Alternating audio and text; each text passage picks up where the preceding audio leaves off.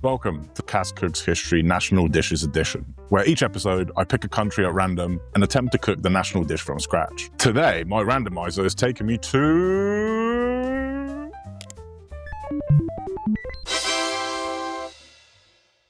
Cameroon, the only country in the world named after a crustacean. They gave us Roger Milla, Samuel Eto'o, the first African team to reach the World Cup quarterfinal, and Manu Dibango's Sol Makossa, which Michael Jackson borrowed for Wannabe Starting Something. They call it Africa in miniature: beach, desert, rainforest, savanna, and an active volcano all in one country. In 1986, a lake in the north released a cloud of CO2 that killed 1.7 thousand people overnight, one of only 2 recorded events of this kind. So Cameroon has known some bitter moments, and their national dish has a flavour to match. This is Ndole.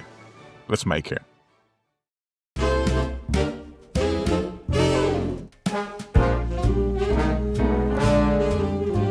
To make this dish, we will need 6 cloves of garlic, 250 grams of bitter leaves or Ndole, 250 grams of spinach, 3 onions, 500 grams of stewing beef, 300 grams of raw king prawns peeled, 250 grams of raw peanuts, red skin is all I had on hand, 30 grams of peeled ginger, some Maggi cubes or stock cubes, same thing really, 50 milliliters of red palm oil, 1 Scotch bonnet chilli, and 3 tablespoons of dried ground crayfish.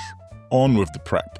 We want to cut one of the onions in half, that's going in together with the beef, then peel and roughly chop one for the blender, and slice one thinly.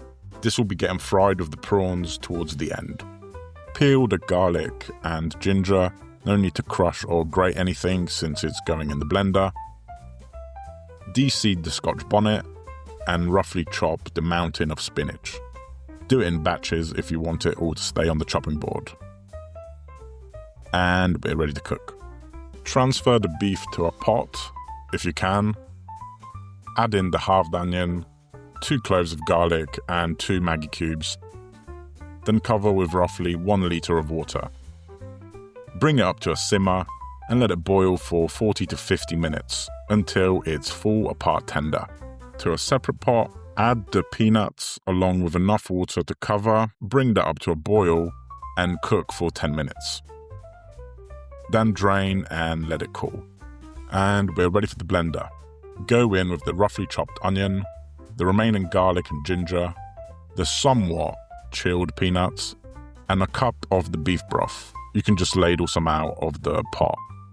Blend this on high until it's smooth and creamy. If it's struggling a bit, add some more beef stock. We can move back to the stove and start building our sauce. Tip the contents of the blender into a pan along with a cup more of that beef broth, 3 tablespoons of dried ground crayfish, the Scotch bonnet, 2 Maggi cubes, and the cooked beef. Then stir to combine and let it simmer for 10 minutes, stirring frequently so it doesn't start burning.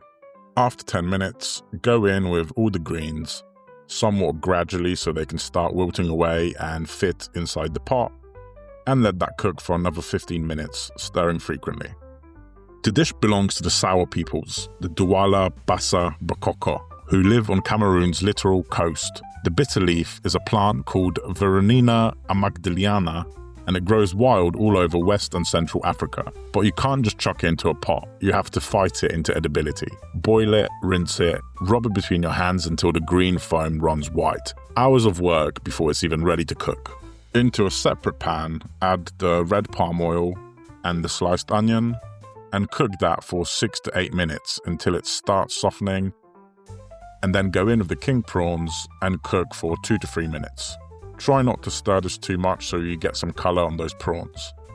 Reserve a few prawns for plating, then tip everything, oil and all, into the Ndole. This should give it a nice glossy finish. Now, for the sides, and this can be done before, during or after, whatever you're comfortable with. Essentially, it's plantain 2 ways. First, just some boiled plantain, so peel and cut 3 in half. Then transfer to a pot of salted water and boil for around 20 minutes until soft.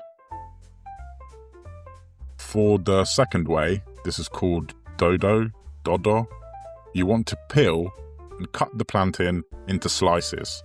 Try to do this at an angle so there's more surface area for the frying. Then fry these in some neutral oil on medium for around 3 minutes on each side, until lovely and golden brown on each side. And we're ready to plate. The Cameroonian diaspora carried Ndole to Paris, to London, to New York. Frozen, pre-washed bitter leaves now sit in African shop freezers from Peckham to Edinburgh, which is how I got mine. There's been talk for years about getting it UNESCO listed as a cultural heritage, the way Naples got pizza. It hasn't happened yet, but every Cameroonian abroad knows if you want to taste home, you make Ndole. And we're ready to give it a go. And oh my god, the bitter leaves were definitely appropriately named. Probably the most bitter thing I've ever eaten. And besides the prawns and some beef I fished out, this was barely edible for me. I'm not sure if I was unlucky with the leaves or what it was, but all I'm tasting is bitterness. Unfortunately, it's a thumbs down from me on this one. So yeah, like I said, I'm not sure if I did something wrong or if this is just how it's meant to taste, but the dish I had, unfortunately, deserves to go down here. Sorry, Cameroon. If you want to recreate any of the recipes seen in these videos, head over to my website, link in the description. Like and subscribe.